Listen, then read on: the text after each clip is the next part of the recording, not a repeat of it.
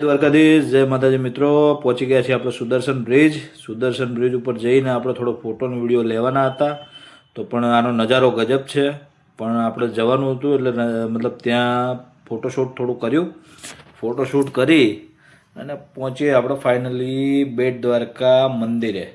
જોઈ શકો છો, ભીડ તો અહીંયા બહાર દેખાતી નથી, પણ અંદર સોલેડ ક્લાઉડ હતો અને પબ્લિક ભયંકર હતી. પણ તોય આપણે ચાલતા ચાલતા આંટો મારતા નીકળ્યા બજારમાં.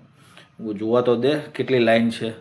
પણ તે કરતાં જોયું તો મતલબ મંદિર પાસે પહોંચવાની જતાં જતાં તો ક્લાઉડ એટલો ભયંકર થઈ ગયો ને, કેમ કે ત્યાં બ્રિજ ઉપર ફોટા વિડીયો લોકો પડાવવા વધારે ઊભા રહે છે. એટલે આપણને એમ જેવું લાઈન તો જવા તો દે. 12:30નો ટાઈમ થઈ ગયો હતો. પછી ત્યાં જોયું જો કૃષ્ણ ભગવાન કેટલા મસ્ત દેખાય છે.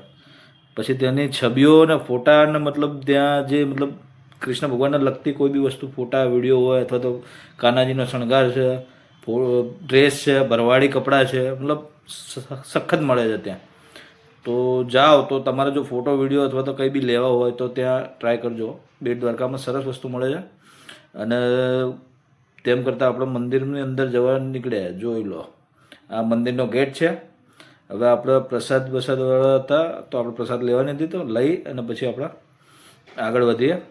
પણ ત્યાં પહોંચતા જોયું તો બાપ રે બાપ, આપણો નંબર આવે એવો લાગતો નહોતો.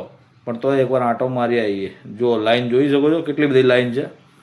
ભયંકર લાઈન હતી. પણ પછી મને એમ થયું કે બીજું મંદિર પણ છે બાજુમાં, હનુમાનગઢી, તો આપણે ત્યાં જઈ આવીએ.